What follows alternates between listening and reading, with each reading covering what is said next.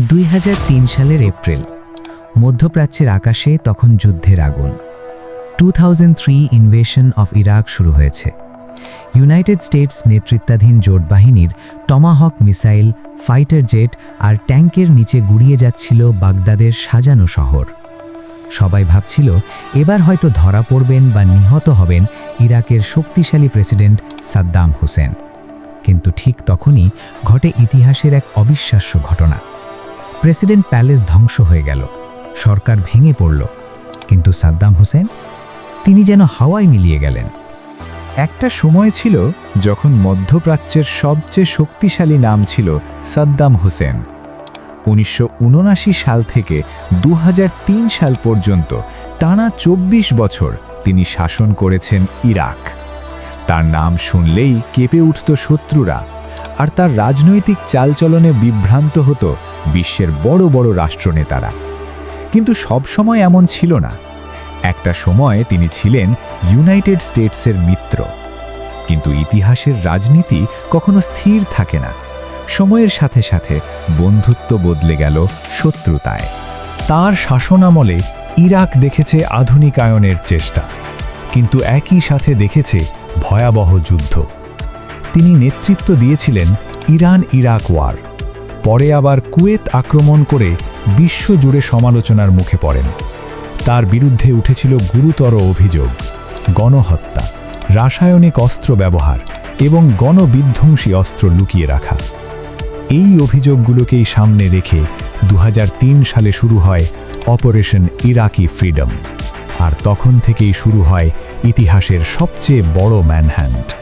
Crore crore dollar খরচ করে satellite নজরদারি, গোপন গোয়েন্দা নেটওয়ার্ক এবং স্থানীয় গুপ্তচর ব্যবহার করে মার্কিন বাহিনী খুঁজতে থাকে একজন মানুষকে, সাদ্দাম হোসেন।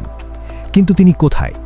কেউ বলছিল তিনি পালিয়ে গেছেন সিরিয়ায়, কেউ বলছিল রাশিয়া তাকে গোপনে আশ্রয় দিয়েছে, আবার কেউ বিশ্বাস করছিল তিনি হয়তো ভূগর্ভস্থ কোনো বাংকারে লুকিয়ে আছেন। মাসের পর মাস কেটে যায়, কিন্তু তার কোনো খবর নেই। পুরো পৃথিবীর কাছে তিনি যেন একটি রহস্যে পরিণত হন। অবশেষে মার্কিন বাহিনী শুরু করে একটি বিশেষ অভিযান, অপারেশন রেড ডন। এই অভিযানের মূল লক্ষ্য ছিল একটাই: সাদ্দামকে খুঁজে বের করা।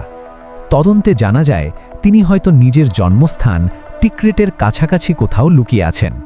শহর ঘিরে ফেলা হয়, ঘন্টার পর ঘন্টা, দিনের পর দিন চলে তল্লাশি অভিযান। কিন্তু প্রশ্ন একই রয়ে যায়: তিনি কোথায়? কি খাচ্ছেন? কোথায় ঘুমাচ্ছেন? তিনি কি আদৌ বেঁচে আছেন?